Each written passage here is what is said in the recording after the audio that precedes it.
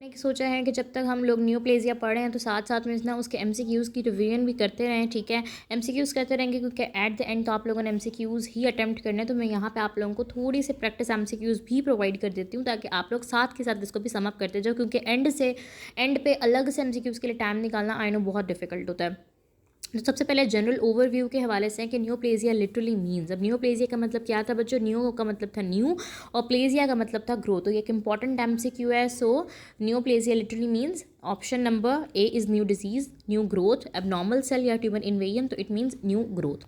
The study of tumours is called, हमें सबको पता है कि ऑनकोलॉजी कहते हैं। ऑनको का मतलब ट्यूमर होता है, लोगोस का मतलब स्टडी, तो study of tumours is called oncology. अब न्यूप्लाज्म इज, न्यूप्लाज्म क्या होता है? रिवर्सिबल ग्रोथ होता है, कोऑर्डिनेटेड ग्रोथ होता है, ऑटोनमस एबनॉर्मल मास होता है, इन्फ्लेमेटरी स्वेलिंग होता है। तो बच्चों ये ऑटोनमस एबनॉर्मल मास होता है। ऑटोनमस मतलब इंडिपेंडेंट होता है, एबनॉर्मल होता है, और मास तो ये होता ही है। ये कोई कोऑर्डिनेटेड ग्रोथ नहीं है, ये कोई स्वेलिंग नहीं है, ये कोई रिवर्सिबल ग्रोथ नहीं है।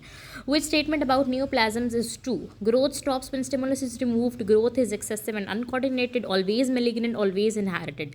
तो वो कह रहे हैं कि इसमें ग्रोथ क्या होती है? एक्सेसिव होती है, अनकोऑर्डिनेटेड। ऑप्शन नंबर ए हम लोगों ने क्यों नहीं लगाया? क्योंकि मैंने आप लोगों को पहले भी बताया था कि स्टिमुलस रिमूव होने के बावजूद ग्रोथ इसमें स्टॉप नहीं होती। तो ऑप्शन नंबर ए पे आप लोगों ने बिल्कुल नहीं जाना, ये ट्रिकी एमसीक्यू है। Benign tumours remain. अब बिनाइन ट्यूमर क्या होते हैं? लोकलाइज, मेटास्टैटिक, इन्वेजिव या एनाप्लास्टिक। तो बच्चों बाकी जो तीन है वो तो मेलिग्नेंट की निशानी है, तो हम इसमें क्या लगाएंगे? Option number A which is localised. Malignant tumours are characterised by slow growth only, encapsulation, metastasis या यूनिफॉर्म सेल्स। तो मेलिग्नेंट ट्यूमर्स में हमारे पास क्या होता है? मेटास्टैसिस। एम से याद रख लो, ये इसकी हॉलमार्क होता है। स्लो ग्रोथ भी नहीं होती, इनकैप्सुलेशन तो बिनाइन में होता है, यूनिफॉर्म सेल्स भी नहीं होते। The most important feature distinguishing malignant from benign tumours is option number C, metastasis. Cancer refers to benign tumour, malignant neoplasm, hyperplasia या मेटाप्लेजिया। तो बच्चों ये हाइपरप्लेजिया मेटाप्लेजिया तो सिर्फ एपिथेलियल चेंजेस हैं। जो असल कैंसर होता है वो बेसिकली हम मेलिग्नेंट ट्यूमर्स को बोलते हैं, मेलिग्नेंट न्यूप्लाज्म को बोलते हैं। Option number B. Tumour cells arise from, tumour cells कहाँ से आ रहे होते हैं? Normal control proliferation, autonomous proliferation का मतलब ये है कि ऑटोनमस मतलब इंडिपेंडेंट और प्रोलिफरेशन मतलब बार बार की डिवीजन, तो ट्यूमर सेल्स वहीं से आ रहे होते हैं। ऑप्शन नंबर बी होगा correct answer.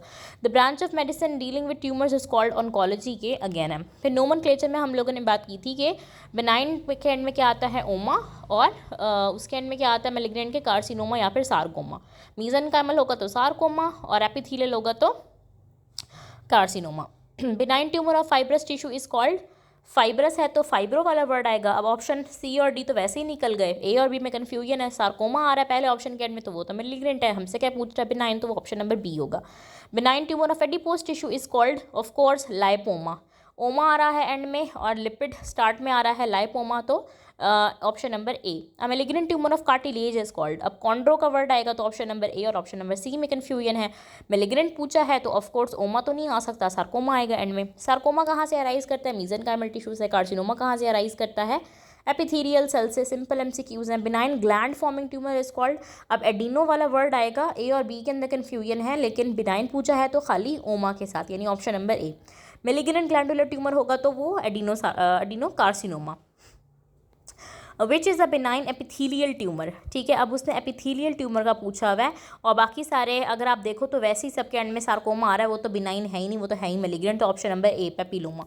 Osteosarcoma originates from, osteosarcoma कहाँ से आ रहा होता है? बोन, फैट, फाइब्रस टिश्यू या कार्टिलेज। बोन और कार्टिलेज के अंदर ज़्यादा कन्फ्यूजन होगी बच्चों को, तो बच्चों कार्टिलेज के लिए वर्ड कॉन्ट्रो होता है, ऑस्टियो का वर्ड बोन के लिए होता है, तो ऑप्शन नंबर ए।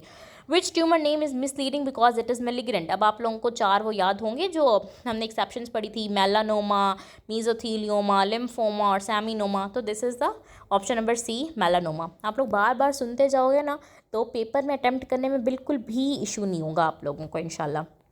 अब हमने जो कैरेक्टरिस्टिक्स पढ़े थे उसमें से कुछ एमसीक्यूज़ हैं।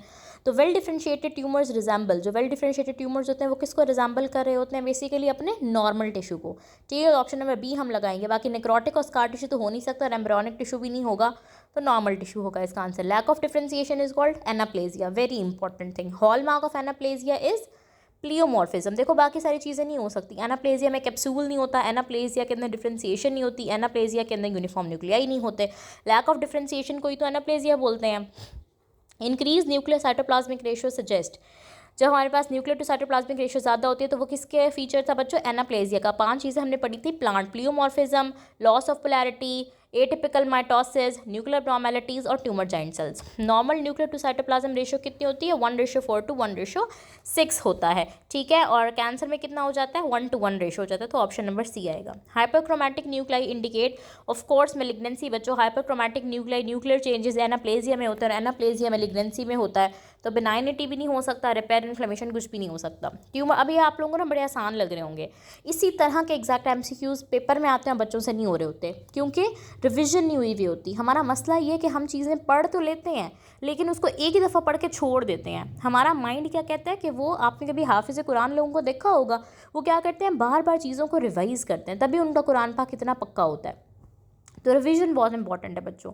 Tumour giant cells are commonly seen in malignant tumours. Of course malignant tumours anaplasia के 5 निशानियां, उसी में से एक ट्यूमर जाइंट सेल्स है। Numerous atypical mitosis suggest again malignant tumour. Benign tumours usually, benign tumours क्या करते हैं, इनकैप्सुलेटेड होते हैं, ठीक है, जिसके ऊपर कैप्सूल होगा वो बिनाइन होगा। बी और सी से जो है ना इकट्ठे आते हैं ना, ABC, तो बी से बिनाइन और सी से capsulation. Local invasion is a characteristic of. Locally invading कौन से होते हैं ट्यूमर्स? इन्वेजन शो ही मेलिग्नेंट ट्यूमर्स करते हैं, बिनाइन ट्यूमर्स नहीं करते। Most benign tumours grow slowly, rapidly, metastatically, infiltrated, तो स्लो ग्रो करते हैं बिनाइन ट्यूमर, सबको पता है। मेलिग्नेंट ट्यूमर क्या करते हैं? Fast grow. Which feature strongly favours malignancy? Metastasis. हमेशा याद रखना है, metastasis is the hallmark of malignancy. Most differentiated malignant tumours are called. जो मोस्ट डिफरेंशिएटेड होंगे, चाहे वो मेलिग्नेंट हो चाहे बिनाइन हो, उनको आप वेल डिफरेंशिएटेड ही बोलेंगे, ठीक है। और इसमें एडिनोकार्सिनोमा हमने ऑफ थायराइड ग्लैंड की एग्जांपल पढ़ी थी। Tumour necrosis is more common seen in. Necrosis किस में हमें देखने को मिलता है? Benign, malignant, hamartoma, choristoma. तो आपने बस मेलिग्नेंट लगा देना। निक्रोसिस का मतलब होता है टिश्यू डिस्ट्रक्शन, और हमने पढ़ा था कि कौन सा ट्यूमर डिस्ट्रक्टिव होता है, वो मेलिग्नेंट होता है। Invasion through basement membrane indicates malignancy. Of course जैसे इन्वेजन होगी तो मेलिग्नेंसी आप लगा दोगे। एपिडेमियोलॉजी आज हम लोगों ने पढ़ा है। Epidemiology studies the distribution of disease, के डिजीज़ कितना डिस्ट्रीब्यूटेड है। Smoking is associated with approximately 90% of the lung cancer. HPV is strongly link to the cervical cancer, human papilloma virus, ठीक है। इसकी वैक्सीनेशन का भी पिछले दिनों हम लोग बहुत सुन रहे थे। UV light predisposes to skin cancer. High fat diet increases the risk of colon carcinoma. या आप लोग लेक्चर लो तो उसमें लेक्चर ले लो, अपने नोट्स बनाओ, यहाँ से MCQs रिवाइज करो, सॉर्टेड। कोई एक्स्ट्रा मेहनत करने की, कोई 6 किताबें खरीदने की, पढ़ने की ज़रूरत ही नहीं है। ये गाइड भी ख़रीद लो, पैथोमा भी ख़रीद लो, मीडियम रॉबिन्स भी ख़रीद लो, बिग रॉबिन्स भी ख़रीद लो। नो नो नो, इतने चक्रों में पढ़ने की ज़रूरत नहीं है। सिंपल अपनी तरतीब बनाओ। Alcohol is associated with cancer. कौन सा? लिवर, ऑरोफेरिंग्स, लैरिंग्स, या ऑल ऑफ दीज? तो ऑल ऑफ द अबव, ठीक है। लिवर का तो करता ही करता है, साथ ऑरोफेरिंग्स, लैरिंग्स का भी करता है। Cancer incidence generally increases with age. हमने कहा था ना कि जैसे जैसे एज बढ़ती है, म्यूटेशन बढ़ती है, कैंसर का रिस्क बढ़ता है 55 to 75 में। Peak age group for most cancer is वही 55 to 75।